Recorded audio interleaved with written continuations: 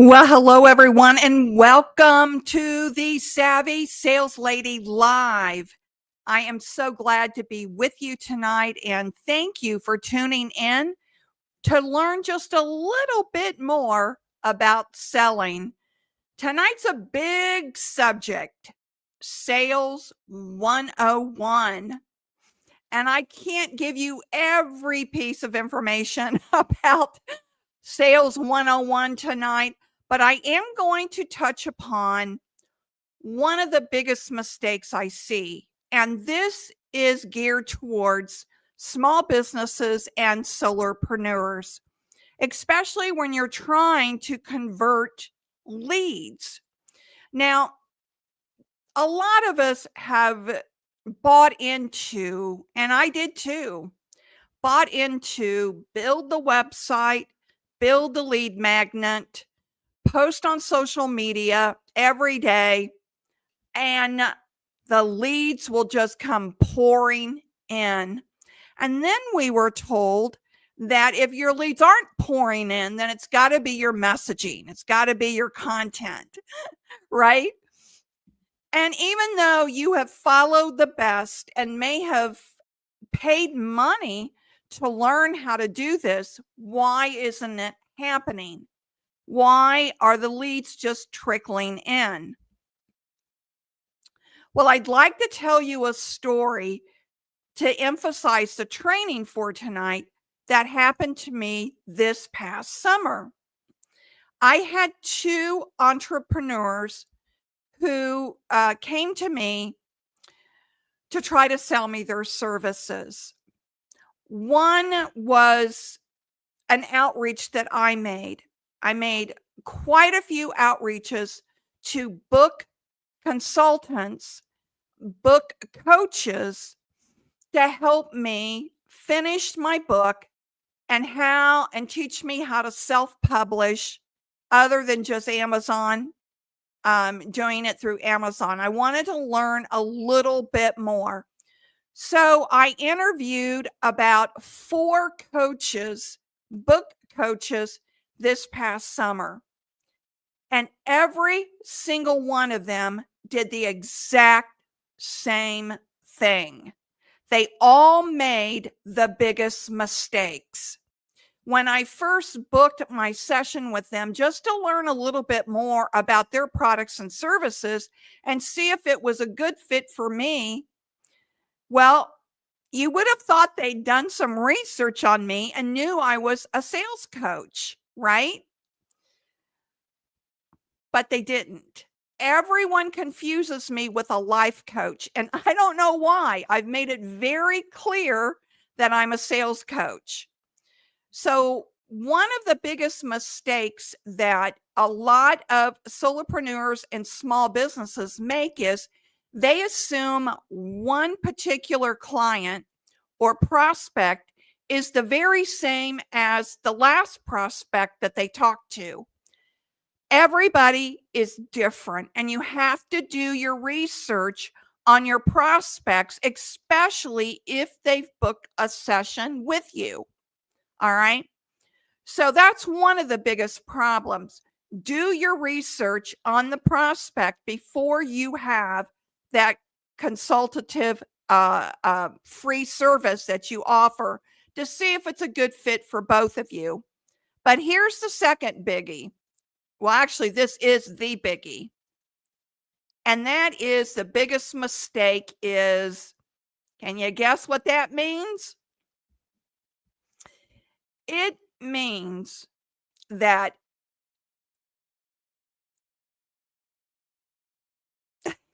I'm trying to think of how to say this graciously. This is what I call product puke. They throw everything at you in the first meeting, and all they do is talk about themselves. All they do is talk about their services. All they do is give you advice, and they never do one important thing, and that is ask questions. This is the biggest mistake that I see. So these 4 book coaches that I talked to in the summer all did the same thing. They made assumptions about me without asking me questions, and all they did was talk about themselves, how successful they are, and all about all of the services that they could provide. One was quoting me anywhere from $10,000 to $15,000 to use her service because she had a team of people around her that some of this would be outsourced to. She said this before she even asked me a question. She did ask me one question, and that was, how many words do you have in your book right now? How many words have you had? And I think I said something like 13,000. And then she launches in about how that's not enough words and what I need to do and what I should be doing every single day. I never asked her for any of that, right? I just wanted to get to know her and find out a little bit about this whole thing called writing a book and then publishing a book. Because she didn't allow me to ask questions, and she didn't ask me any questions other than how many words had I written. She had no idea what my timeline was because she told me what my timeline should be. She had no idea what the content of the book was all about. And this was the same for each and every book coach that I talked to. It was all about, you need to do this, you need to do that, you need to do this, you need to do that, and never ask me one question. All right. When anyone has a consultation with me, all I do is ask some questions and I sit back and listen. That's all I do. I'll give one tip at the end, which I promise when I do a consultation, I always promise I'll give you one tip you can use right away. Whether you work with me or not, my approach is to help you, right? So I sit back and I ask questions and I just listen to what the prospect is saying. That's what you've got to do. You've got to be keen enough in your active listening skills that when the prospect is talking, the potential client is telling you their story, telling you what's going on and what they need help with, you are active listening enough that you can extract questions from what they said to turn around and ask deeper questions. So usually what happens for people that don't know how to sell, and now you own a business, now you're a solopreneur, and you've got to figure out, how am I going to convert these leads into actual paying customers? What most people do is they go back there. They look for a book to read, right? Then they'll go and they'll watch YouTube videos on sales. And 9 times out of 10, you're not going to find the exact thing that you need, because sales is such a wide, general topic. You know, that's probably the most frustrating thing for me, is that I'm often trying to make it more specific, but people that I have coached in the medical industry, much different than people that I've coached in tech, much different than people that I have coached in insurance sales. Every sales segment is a little different. Some are very complicated, some are very simple. So when you're relying on YouTube videos, when you're relying on books and, a training course and just a training video like tonight, it may not hit on what it is exactly that you need. That's why if you want to shorten the learning curve, and this isn't a commercial, I'm not pitching, I'm telling you the truth. If you want to shorten the learning curve, you need to work with a sales coach who can train you, who you can talk through scenarios. This happened when I talked to this potential client, and they said this and this and this. All right. How could I have turned that around, Christine? You have no idea how many questions I get like this when I coach. I help people craft their email messages and how to craft their voicemail messages to compel people to respond. Now, on tonight's live, if you have any questions, please drop them in the comment box, and I'm happy to answer your questions tonight. So let's go down the rabbit hole of how to ask questions. One of the things you don't want to do is sound like an interrogator. All right. So you ask this is a good question to always start out with. What's working for you? What's not working for you? What's working for you? What's not working for you? All right. And let's say they say, and I don't know what your field is, but let's just say they say, well, I'm getting very frustrated because I can't do X, Y, Z. So your next question will probably be something like, or should be, tell me more about that. All right. Tell me more about that. Well, when I do ABC, I get stuck at XYZ. And I've been trying to brand, and the branding just isn't working out. Instead of following up with another tell me more, you can say, describe to me what kind of a branding do you have that you're visualizing that you would like to have. Basically, what you're doing is you're asking questions, sitting back, listening, and then giving another question. Here's a rule of thumb. So if you make a statement, always ask a question. So if the potential customer says, I'm just frustrated with XYZ, I hear what you're saying. I can completely understand the frustration. Tell me about whatever. All right.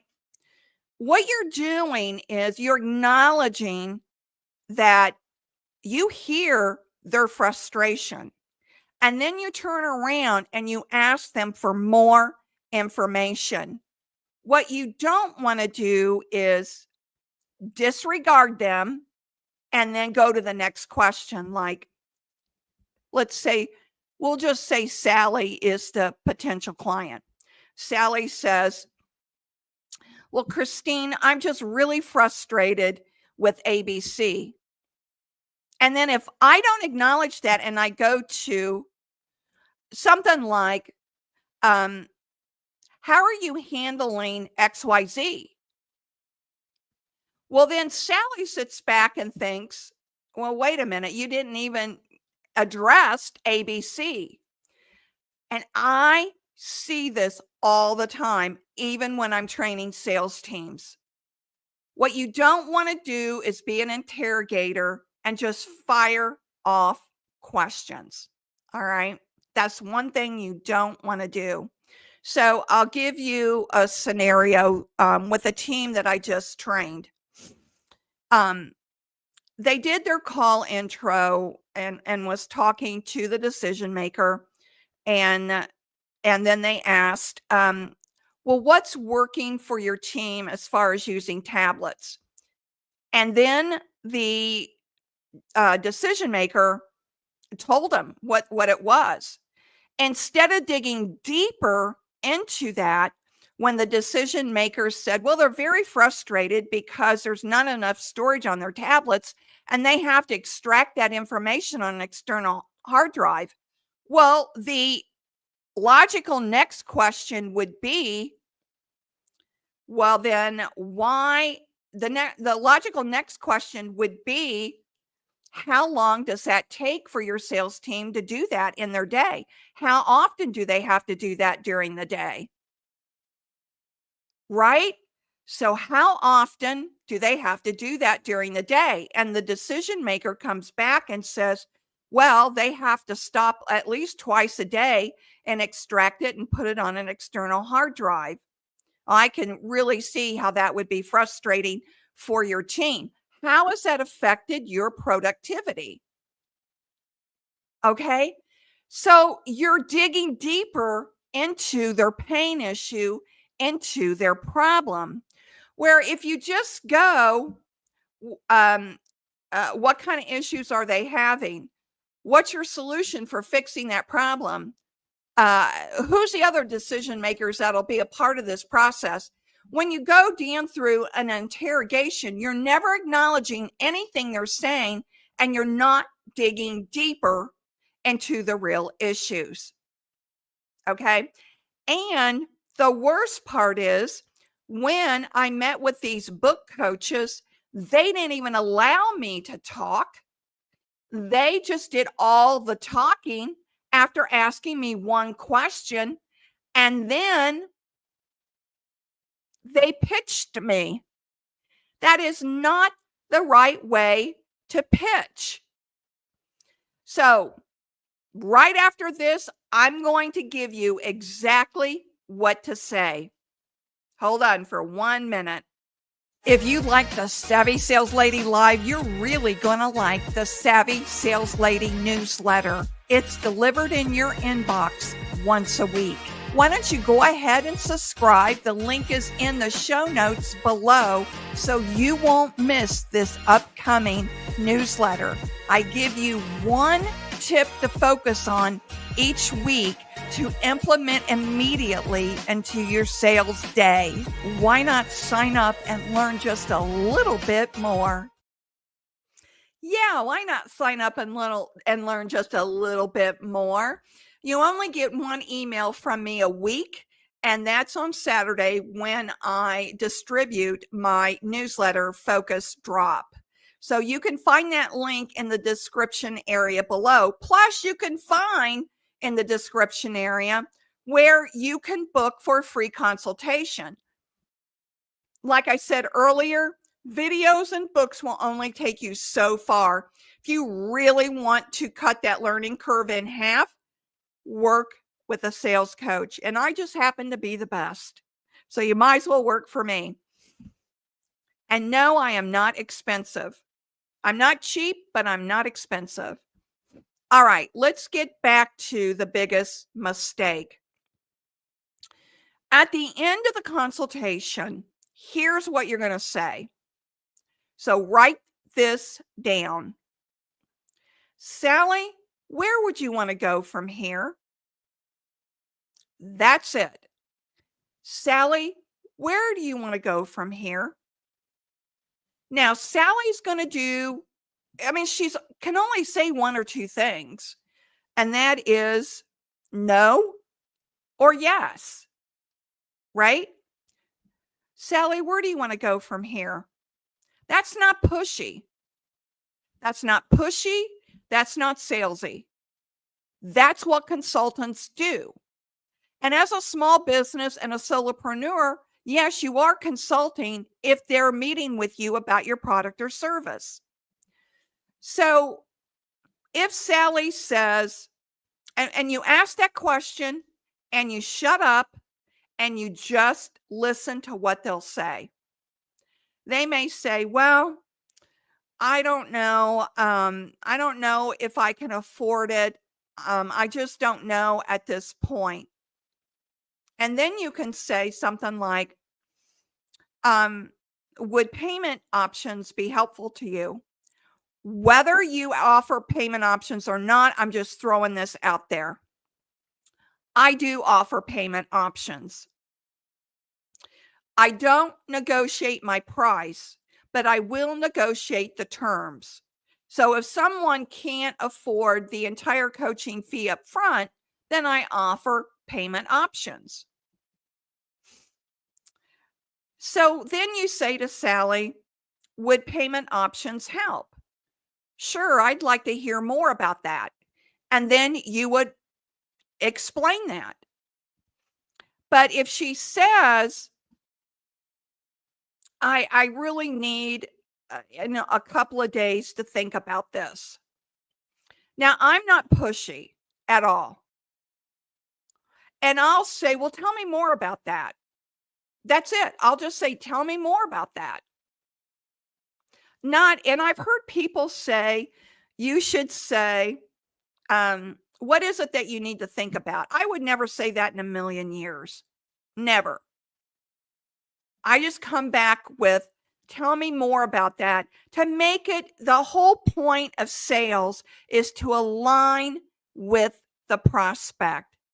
It's not to make the prospect defensive. It's to align with them. And you align with them by being amicable. That's how you align with them. So tell me more about that. And she may say, well, I need to talk to my husband, or I need to talk to my business partner, or whatever. And I'll say, I can understand that. Let me offer this to you. I'll put what we talked about in an email. So you'll have that information to discuss with your whatever Sally said she needed to discuss with her husband, her partner, whatever.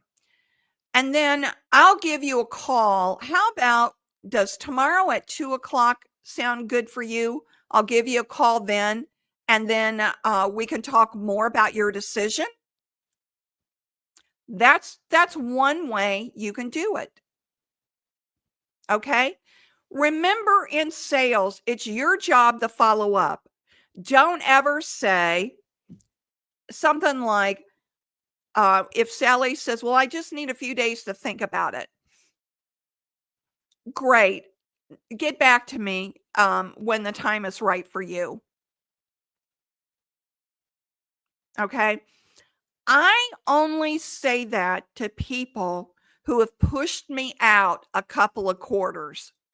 They say, I can't do it now, but I can do it second or third quarter of the year.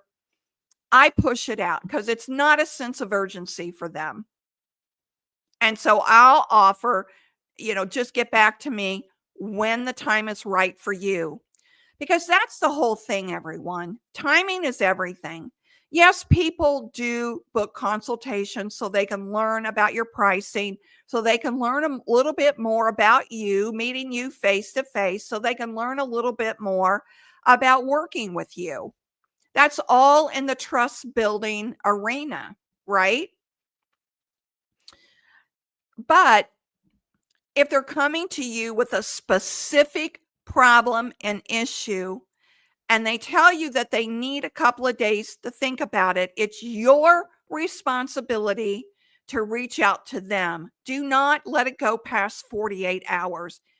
If they say, I need a week to think about it, I always come back and say, how about we do this? I'll send you the information. I'll send you what we talked about today in an email outlining everything, which I normally will do that anyhow. And then I'll reach out to you on Wednesday at such and such time. And then I leave it at that. Okay. I'm not kicking it out a week. I may kick it out 48 hours and that's it. 48 hours and that's it. And here's why. Every hour that ticks by, you become less and less a priority. And what may seem like urgent right now, if you let them wait for a week, it won't be urgent at all. Not at all. So I can dive even deeper into this. But for now, I want you to practice this for now. Okay. And we'll do more training on basic sales as the weeks come up. I promise you we will do that. And if you ever have any questions, feel free to drop me an email. Feel free to reach out to me on LinkedIn and send me a direct message, and I will be happy to answer your questions. So let me do I have let me see. Thought I had my email address. It's Christine at ChristineHarrington.com. It's real easy. Christine at ChristineHarrington.com. So I'll see you on Tuesday. And I hope you have a savvy week. Reach out if you have any questions. And I appreciate you being on board. Thank you. Bye bye.